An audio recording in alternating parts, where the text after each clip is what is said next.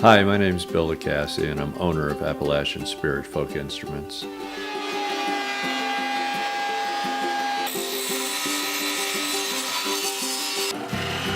I've been making zithers, which originated in Switzerland and eventually came over to this country during the European expansion. Was brought into the Appalachian Mountain area, which starts in Maine of this country and flows through here in South Carolina down into Georgia. How I got started making zithers begins with my wanting to learn to play the violin or the fiddle. I took up the instrument and started studying with a local fiddler, and from there I wanted to begin learning how to build the instrument. It became an interest of mine.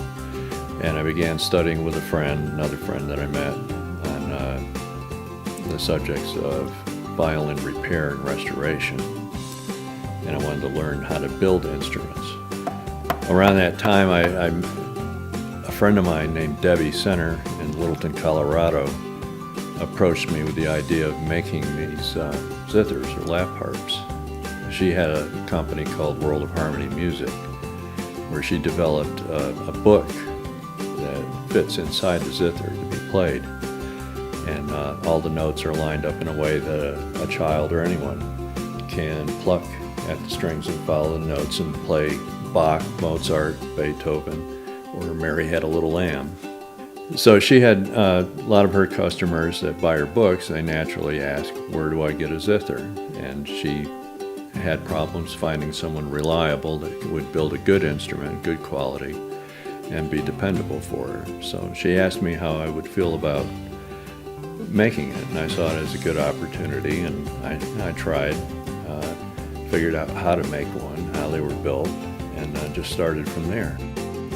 Each zither is individually handcrafted by me. No two are exactly alike. Where other makers might use plywoods and cheaper, softer frame woods, I use good quality tonal woods, poplar being my favorite. A lot of luthiers make guitars and mountain dulcimers using poplar. It's very good tonal wood. Has beautiful grain to it. Takes stain very well. After deciding the angles for the frames, for the soundboard on the front and the backboard, that's all from solid wood that I plane here on site myself instead of purchasing elsewhere. That keeps the cost down to the consumer. The bridges are hand carved by me, where I use typically cherry, maple, and walnut for the bridges. Mapping out where the hitch pins and tuning pins goes is a very exact process, and I have to map out a grid with precise measurements. So that way it'll fit the musical book that's going underneath there, where the notes will line up with the music wire itself, the strings. And then from there I string the instrument up with a musical wire like piano wire. The potential for this instrument is awesome, really. You can buy them as gifts for your children to learn how to read music before even playing the piano. I mean, it's a far less expensive investment than many other instruments are. Or adults may want it for their own enjoyment, being able to play music. Someone who's never played an instrument before, they instantly play the minute they slide the book in and start plucking. The instrument in the book also have a therapeutic implication to it as well. For children's homes with young kids that have developmental issues,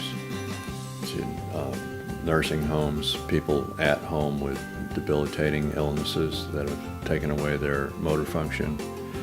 The instrument is just so easy to play. You don't have to be able to read music, though it'll teach you to read music if you want it to. For instance, an adult customer who played a piano all of their life, played well, all of a sudden they find themselves saddled with a debilitating illness and loss of motor function. This instrument could turn the tide for them as well and be able to give them an avenue of musical expression, the ability to play music. I have pianists who played Bach and played Beethoven all their life, can play Bach and Beethoven again. It won't be a piano, but it'll be the zither. And that joy that they had in music can be in their life once again.